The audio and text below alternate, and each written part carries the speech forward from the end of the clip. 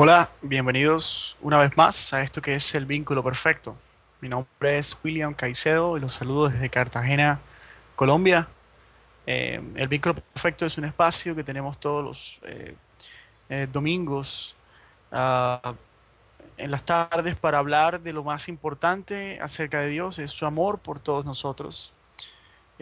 Siempre decimos y queremos insistir una vez más en que lo más importante es conocer del amor de Dios, hasta dónde ha estado dispuesto siempre a llegar por tener una relación con nosotros.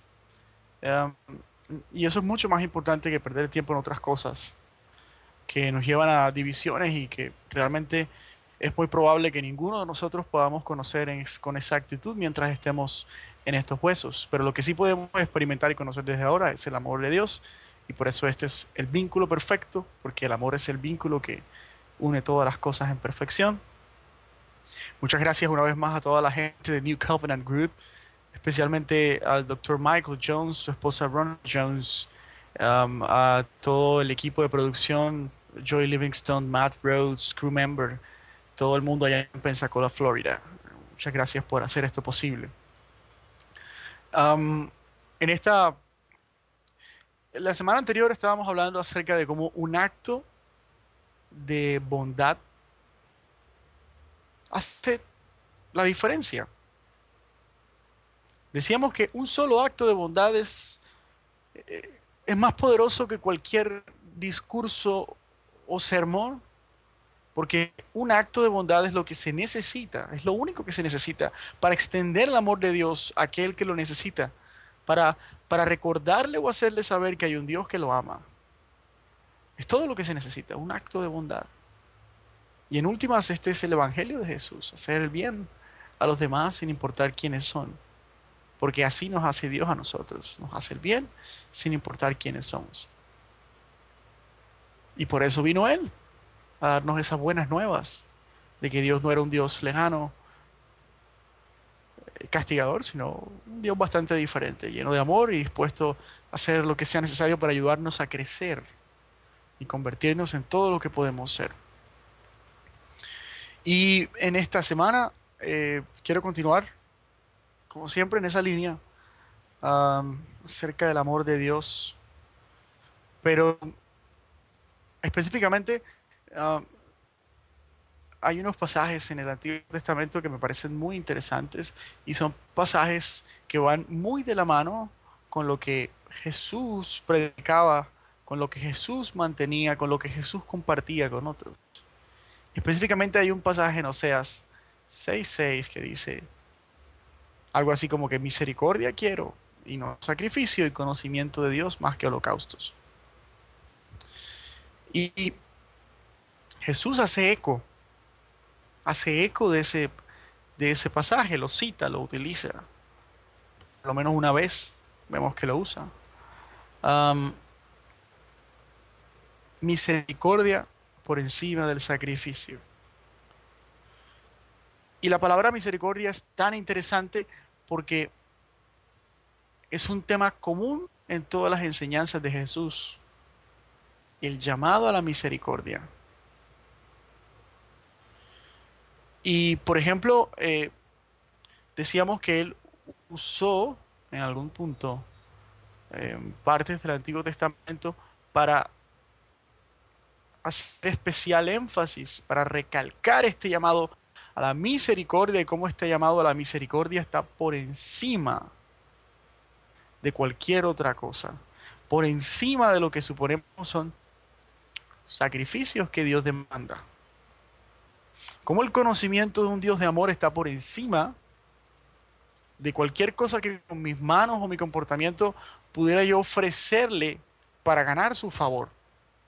Porque el punto nunca ha sido ganar su favor, porque su favor, o siempre hemos contado con su favor desde el principio de los tiempos, puesto que Él es nuestro creador. Y en estos pasajes específicos del Antiguo Testamento que Jesús usa para hablar del llamado a la misericordia y su preponderancia sobre cualquier otra cosa, vemos que se privilegia la hospitalidad, la misericordia, el sencillamente hacer el bien al que lo necesita, sobre cualquier consideración de pureza o santidad. Así que se deja de un lado el tradicional llamado a la pureza del Antiguo Testamento, privilegiándose por encima de esto un llamado a la misericordia, a la empatía, a hacer el bien, ayudar a aquellos que lo necesitan sin importar quiénes son, de forma incondicional. Lo cierto es que una mirada inicial al tema de la misericordia versus la pureza nos revela de forma inicial que ambas metas o ambas consideraciones, ambas preocupaciones se encuentran en tensión, en tensión. Eso es lo que a primera vista podemos observar. Muchas veces es nuestra preocupación, ha sido nuestra preocupación y estoy seguro que muchos de ustedes también. Eh, si el mostrarse demasiado benevolente con una persona puede, en vez de ayudarle, convertirse en una piedra de tropiezo, puesto que esta persona pudiese pensar de que estamos legitimando o validando su mal comportamiento. Hay una cierta tensión. Sin embargo, más allá de esta tensión hay algo que Jesús deja muy claro. Dios es misericordioso porque es santo, porque es puro y perfecto. Pero nosotros, para poder alcanzar o para poder trascender y evolucionar hacia un estado de mayor perfección, para nosotros es necesario ser misericordiosos porque, según Jesús, la misericordia es la que lleva a la santidad y no lo contrario. La llamada a la santidad y dejando de lado la misericordia es una llamada estéril. Nada puede brotar de ahí. Y lo que Jesús nos dice es que la misericordia es la que allana el camino para llegar a un lugar donde podamos considerarnos mejores seres, mejores personas. La misericordia la que lleva a la santidad o la santificación. Si nosotros queremos realmente evolucionar y convertirnos en mejores seres, alcanzar estados más puros de nuestro ser, conforme a la voluntad de Dios, estamos llamados a aprender, tal cual como Jesús lo dijo, a aprender lo que significa misericordia quiero y no sacrificio.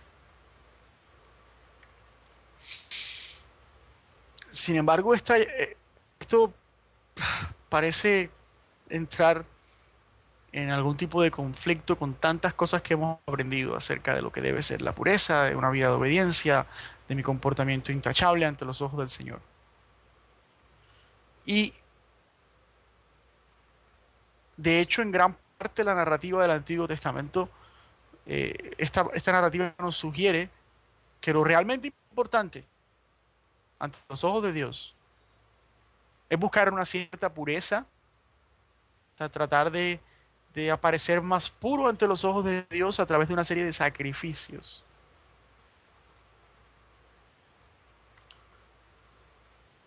Una serie de rituales, una serie de ceremonias de corte legal, donde de alguna forma yo soy capaz de librarme de mi impureza, de mi naturaleza vil y ser cubierto o ser eximido de forma temporal de esa naturaleza y ser cubierto con una naturaleza diferente, acepta ante los ojos de Dios.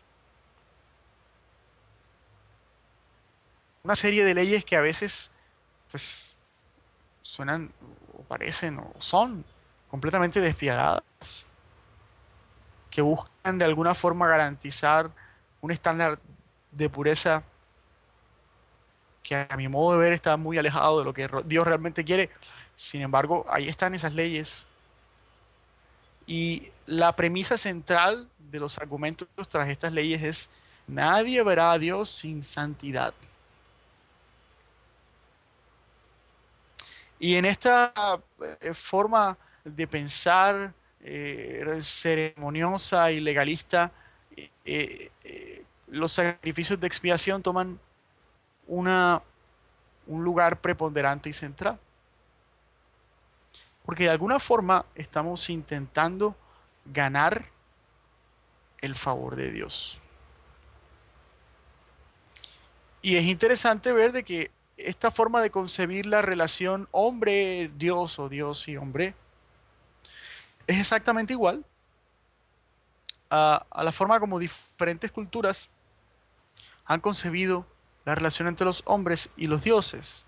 Hay que ganar el favor de los dioses de alguna forma con un sacrificio, incluso con un sacrificio humano, para que, pues, ganando su favor, los dioses no sean propicios.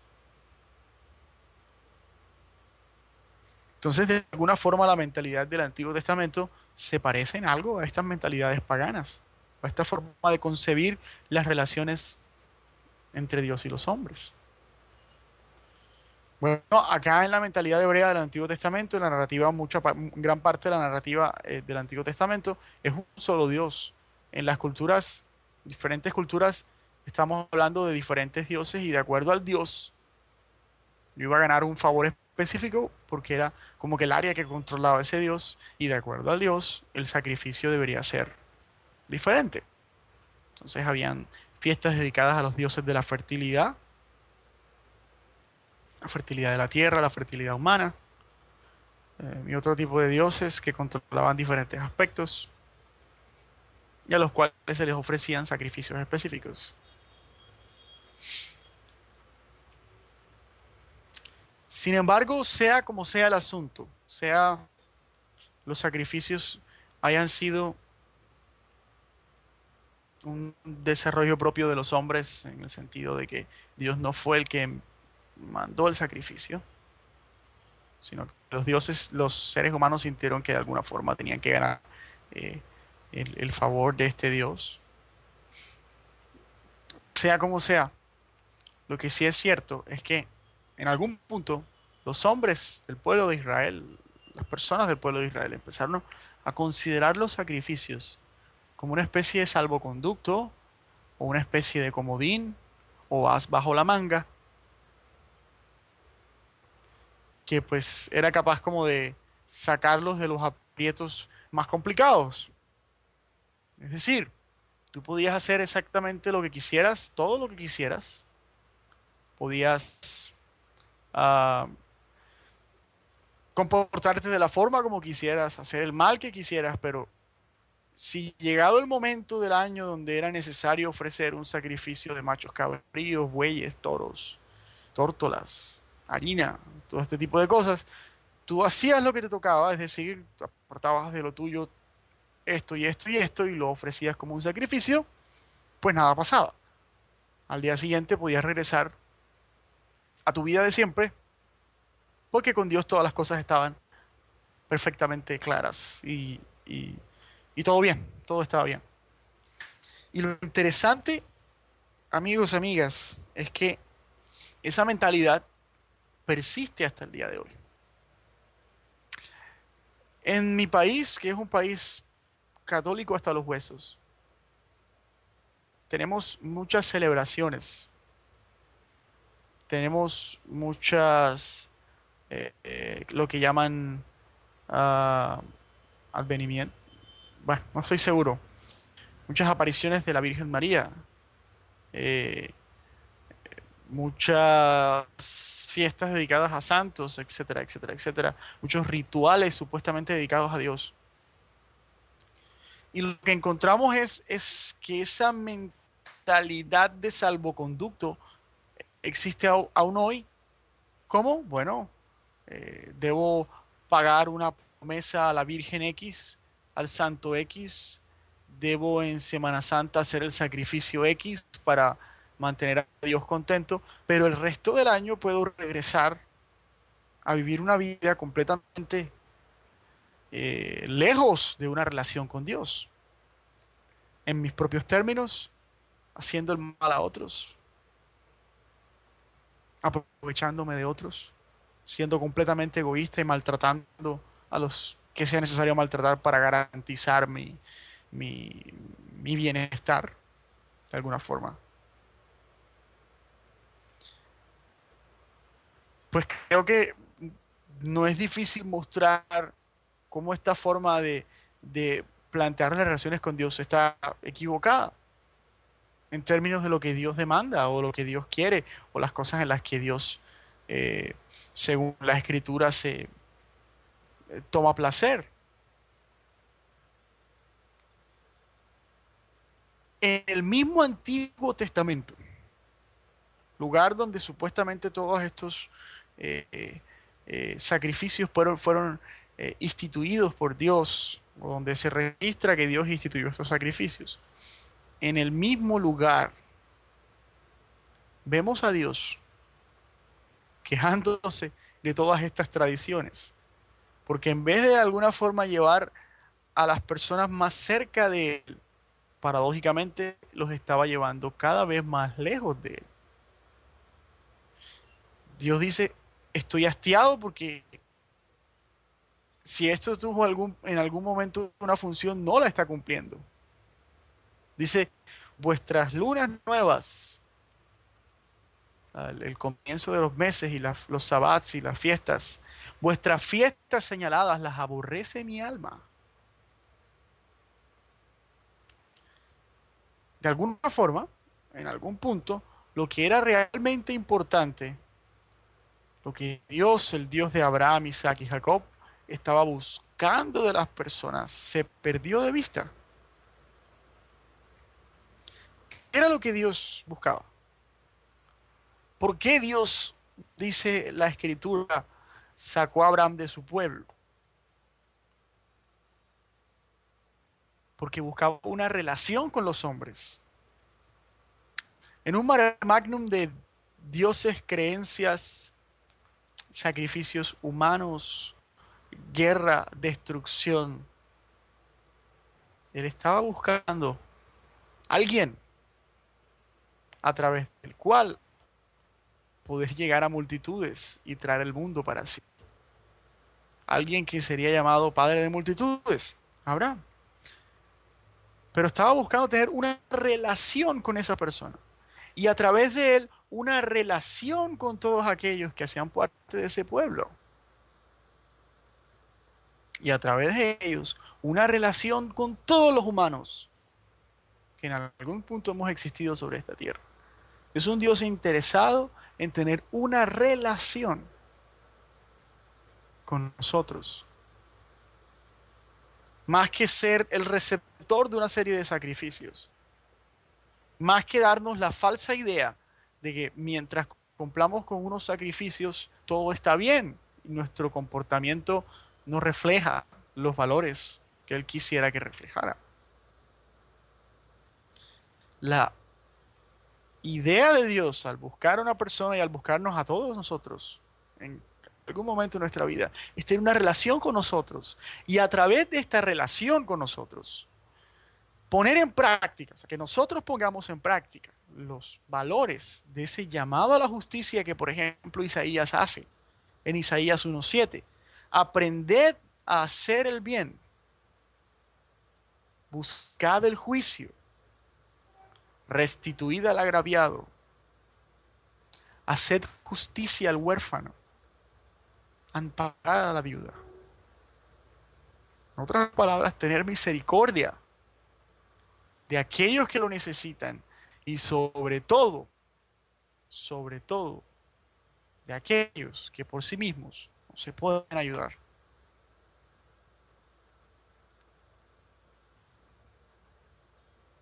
El Antiguo Testamento es una colección de libros muy interesante porque hay una serie de concepciones de Dios mezcladas, desde el Dios guerrero y tribal hasta un Dios que pone por encima la justicia, la misericordia y el amor, de concepciones sangrientas de una deidad que debe ser satisfecha con sacrificios sangrientos. Pero vemos cómo en Isaías hay una luz que de alguna forma brilla y nos muestra cómo iba a ser el Dios que Jesús venía a revelar al mundo. Hacer justicia al huérfano, amparar a la viuda, aprended a hacer el bien y busquen el juicio. Eso vale mucho más de cualquier cantidad de machos cabríos sacrificados. Porque no son los machos cabríos los que establecen una relación en el sentido completo de la palabra, sino es el identificarse con Dios, identificarse con esa serie de valores que Él promueve para que el creador y el creado lleguen a ser uno, en constante comunicación. Eso es lo que crea una relación de verdad. Y eso es lo que en últimas Dios está interesado en crear una relación entre Él y los hombres. Y es interesante, como decíamos, que en el Antiguo Testamento confluyen una serie de concepciones diferentes de Dios. Es interesante que en este caso particular, un profeta de Israel no mencione la pureza levítica, el llamado a la pureza estrictamente levítico, sino por el contrario, un llamado a la misericordia. Aquí no estamos diciendo haced justicia al huérfano si el huérfano es bueno, haced justicia al huérfano si el huérfano es puro, restituid al agraviado si el agraviado se lo merece de verdad. Aprended a hacer el bien a aquellos que hacen el bien. No. Amparad a la viuda si es casta. No. Es un hacer el bien sin cualificaciones, sin condiciones. Es un hacer el bien sin mirar a quién, como dice el dicho. El llamado a la pureza levítica está fuera de este pasaje en particular. Es completamente un llamado a la misericordia. Y Jesús insiste. Dice, cuando vieron esto los fariseos, dijeron a los discípulos, ¿por qué come vuestro maestro con los publicanos y pecadores? Al oír esto Jesús les dijo, los sanos no tienen necesidad de médico, sino los enfermos. Id pues y aprender lo que significa misericordia quiero y no sacrificio. Porque no he venido a llamar a justos, sino a pecadores al arrepentimiento. Mateo 9, 11 al 13. Misericordia quiero y no sacrificios. Porque yo soy un Dios de misericordia. Y si ustedes conocen la misericordia, me conocerán a mí. ¿Y quiénes necesitan de misericordia? ¿Los justos o los pecadores? Pues los pecadores. Pero pues, ¿quién no se equivoca? Entonces todos necesitamos de misericordia. La misericordia es, sin lugar a dudas, el tema central del mensaje de Jesús. Es el amor, pero el amor expresado como misericordia. En términos prácticos, la misericordia es el centro del mensaje de Jesús. No, es el celo desmedido por nuestra idea de santidad y perfección, que muy probablemente es nuestra y no la de Dios. Ese no es el tema central del mensaje de Jesús. No es el celo por la santidad. No es el celo por la perfección. ¿Saben por qué? Tal vez, tal vez hubiese sido un mensaje irreal, con cero expectativas, de convertirse en una realidad para nosotros. Porque es que no hay nadie, no hay absolutamente nadie que pueda decir que lleva una vida perfecta, una vida de 100% amor, una vida de sacrificio entregado a los otros. Nadie puede decir eso. Nadie incluso puede decir que lleva una vida de obediencia a Dios. Nadie. Todos tenemos nuestro aguijón en la carne. Sin embargo, el llamado de Él, el centro de su llamado no fue la perfección, sino al hacer el bien, para hacer el bien, el hacer el bien sin mirar a quién. Ese es el centro de su llamado. Y si hay algo que nos puede acercar a la perfección en algún punto, no es el celo por ella, sino ese llamado a hacer bien a los otros, sin esperar nada a cambio, sin importar a quién le hacemos el bien. Eso es lo que nos puede acercar a la santidad, no lo contrario.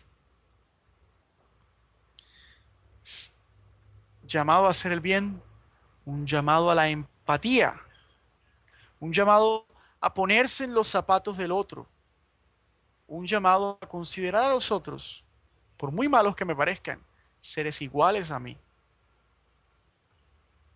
a considerarme a mí igual a ellos, sujetos a las mismas debilidades. Todos los sermones, todos los mensajes, todos los temas a los cuales Jesús se refirió, de lo que Jesús habló, llegan y confluyen en la misericordia. Es la conclusión práctica del amor que él predicó, la misericordia. Sin embargo, insistimos día tras día en regresar a aquello que Jesús corrigió, en regresar a nuestra forma de entender nuestra relación con Dios como un tema de transacciones.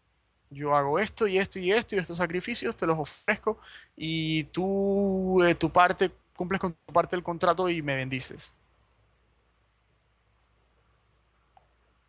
Regresamos a imponer cargas sobre los demás que nosotros mismos no moveríamos siquiera con la punta del dedo. No quisiéramos ni utilizar la punta de un dedo para intentar moverlas. Regresamos a nuestra obsesión por la pureza levítica. Regresamos a nuestra obsesión por un comportamiento en apariencia intachable. Regresamos a querer mostrar apariencia de justicia y a estar obsesionados por esto y a demandar de los demás que muestren apariencia de justicia, cuando sabemos que eso es imposible. Dios nos da la capacidad de trascender nuestra situación actual, de purificarnos en el sentido de que cada vez nos acercamos más a lo que es realmente la naturaleza espiritual que vive en nosotros, transformando nuestro entendimiento a través de él. Sí, pero es un proceso y nunca será un hecho terminado. Y nunca ese proceso, por muy bien que lo llevemos de la mano de Dios, nos podrá dar autoridad, autoridad moral para condenar a otros. Partiendo porque si condenamos a otros, estamos tan bien como creíamos.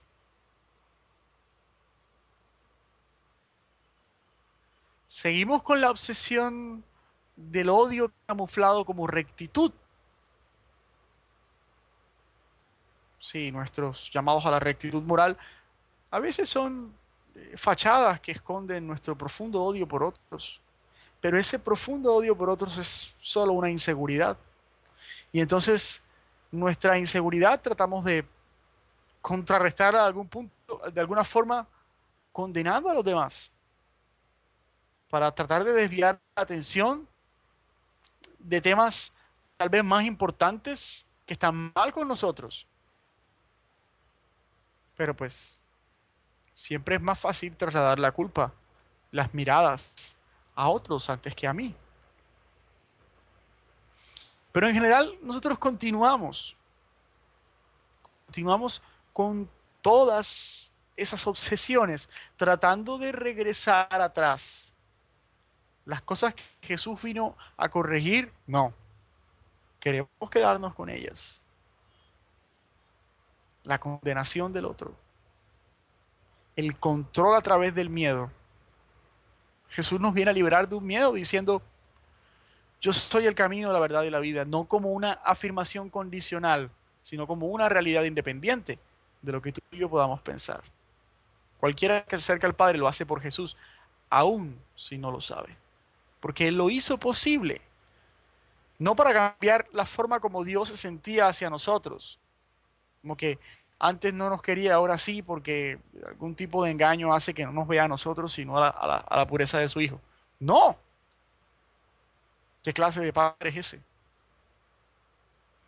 Vino a ser posible que nosotros alzáramos nuestros ojos al cielo en vez de dejarlos en el suelo. Hablarle a nuestros corazones para desencadenar en nosotros esa respuesta para regresar a nuestro hogar. En otras palabras, nos está llevando de la mano a nuestro hogar. Pero no queremos eso. No queremos esa libertad. Queremos regresar a la esclavitud. Así como Pablo le decía a los Gálatas. ¿Quién los hechizó? Quieren regresar a la esclavitud de la ley y no disfrutar de la libertad que es en Cristo Jesús, donde todo me es lícito, a pesar de que no me convenga, porque tengo una misión, una responsabilidad de crecimiento espiritual que exige el discernimiento a través del uso de los sentidos.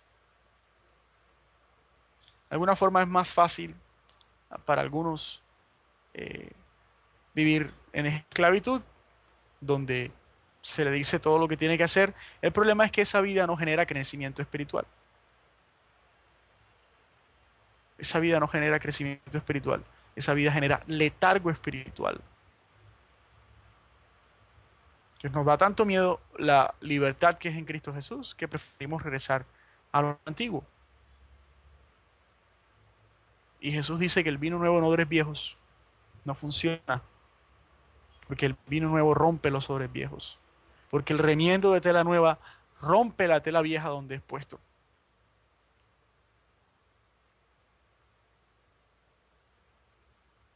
Insistimos en tener por encima los sacrificios que muestren mi bondad sobre lo que realmente podría transformar mi ser hacia la bondad, que es la misericordia.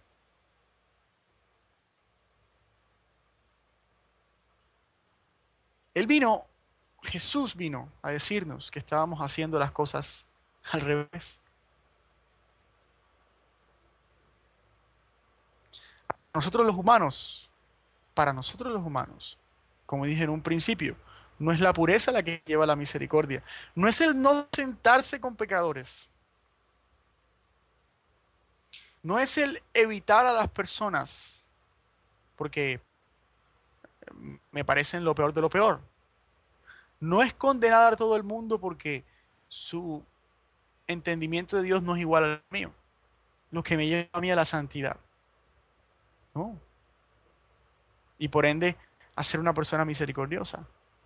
No, es lo contrario. Es la misericordia que mostramos por los demás la que nos lleva a evolucionar hacia el bien. Es la que nos lleva a la pureza. Por eso Jesús muy bien nos dice, id pues y aprender lo que significa misericordia quiero y no sacrificio. Esa es la clave de la verdadera justicia, de la verdadera pureza, de la verdadera santidad. Misericordia antes que sacrificio, porque el sacrificio no lleva a la misericordia, es la misericordia la que lleva después a la perfección que es en Cristo Jesús. Recordemos esto, la forma práctica de entender el amor del cual Jesús habló es misericordia. Tener misericordia, no contestar el mal con mal, hacer el bien de forma incondicional, buscar siempre ayudar al que lo necesita, tener una palabra de aliento, un acto de amabilidad. Eso es Misericordia quiero y no sacrificio. Quisiera, a partir de este momento, eh, dar un pequeño mensaje en inglés para las personas que nos siguen desde otro lugar. I would like to restate some of the things that I just said in Spanish in English in order to expand our viewers or the knowledge of our viewers about what we are doing here. Uh, we had it backwards. It's not sacrifice that lead us to purity. It's not sacrifice what lead us to being closer to God. It's not animals. It's not any kind of sacrifices that lead us closer to God. It's the mercy. That's the reason why Jesus said, I want mercy, not sacrifice. Echoing Hosea. It's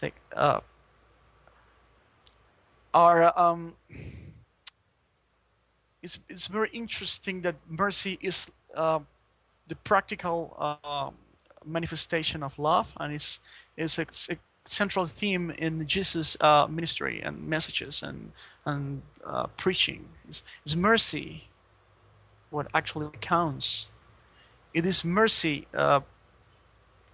How the love of God. It's mercy is the way which the love of God uses to reach everyone. It's not our sense of purity. It's not our zealousness trying to maintain us away from all sin, trying to make us perfect on our own strength. What is going to give us the capacity to live as God intended us to live. It's not that. It's not sacrifice. It's mercy. And if you want to be really closer to God, we are supposed to learn what does this mean. I want mercy and not sacrifice. Jesus came here to correct everything that had to be corrected. Our conceptions of God, the way we manage our relationship with Him, our mortal condition also. He came to give us a clean slate again. And one of the things that we had to correct was our the way we give more weight to our pursuit for purity, our pursuit for an apparently good moral behavior, our double morals, our hatred that is camouflaged as righteousness, the way we condemn others, and the way we use that condemnation as an excuse for our own insecurities. And it's very sad that our messages are still based on that. When Jesus came here to tell us we were doing it wrong, and mercy is what actually counts. And mercy is the way that we can transcend. And it is mercy that lead us to God, not our efforts to work out our impurity. It is mercy what in the end lead us to purity, not the other way. It's not the other way around. And the day when we actually understand this, we are going to see how God uses us as tools in His hands to reach the ones that have to be reached, and the ones who need that the most. So we must learn what the hell does this mean. I want mercy, not sacrifice. Let's remind that mercy is the practical manifestation of love. If I'm merciful, I'm loving. If I'm not merciful, I'm not doing what God intended me to do and what Jesus asked me to do. Thank you very much. Muchas gracias a todos por estar con nosotros. Esta es la última emisión del año de nuestro programa y pues le damos gracias a Dios por habernos permitido llegar hasta acá y esperamos que en el 2013 podamos seguir estando y alcanzando a todos aquellos que hay que alcanzar. Porque ¿qué es nuestra vida si no la ponemos a su servicio? Thank you. This is the last broadcast or webcast that we are going to do in this year. And we hope that God continues as using us the next year to help those, to reach those that have to be reached. Thank you very much and bye bye. Nos vemos. Feliz año. Happy New Year. God bless you. Bye bye.